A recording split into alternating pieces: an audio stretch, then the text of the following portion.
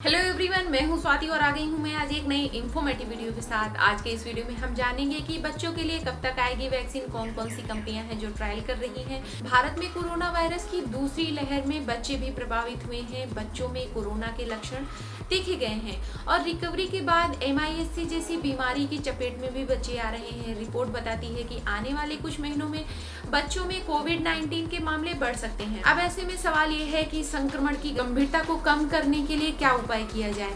अब तक कोविड-19 वैक्सीन के विश्वसनीय परिणाम देखने के बावजूद भी बच्चों के लिए अभी तक कोविड-19 वैक्सीन मौजूद नहीं है। कुछ देशों में बड़े बच्चों को वैक्सीन लगना शुरू भी कर दिया है, लेकिन भारत में बच्चों के लिए अभी तक कोई वैक्सीन नहीं है। बच्चों पर कोवैक्सीन के उपयोग के लिए क्लिनिकल परीक्षण अभी तक भारत में शुरू हुए हैं, लेकिन फिर भी इसके लिए एक लंबा इंतजार करना पड़ सकता है। बच्चों के लिए वैक्सीन न सिर्फ उनके भविष्य की सुरक्षा के लिए जरूरी है, बल्कि देश भर में हाई इम्यूनिटी लेवल के लिए भी इम्पोर्टेंट है। क्या बच्चों में भी कोविड का जोखिम बढ़ा है?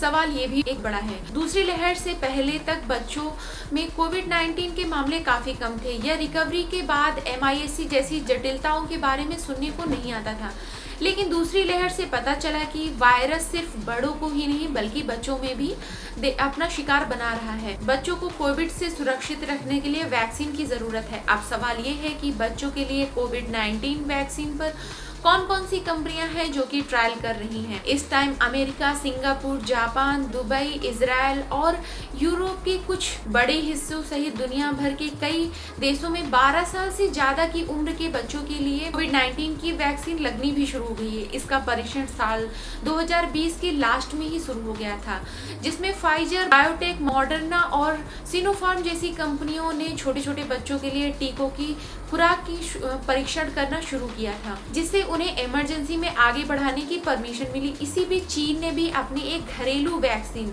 सिनोफार्म को 3 साल से कम उम्र के बच्चों के लिए वैक्सीन लगाने की परमिशन दे दी है। इंडिया में प्रेजेंट में केवल वैक्सीन डेवलपर भारत बायोटेक ने बच्चों पर परीक्षण शुरू किया है। इसके लिए 6 साल से 12 साल के बच्चों की स्क्रीनिंग शुरू की गई है।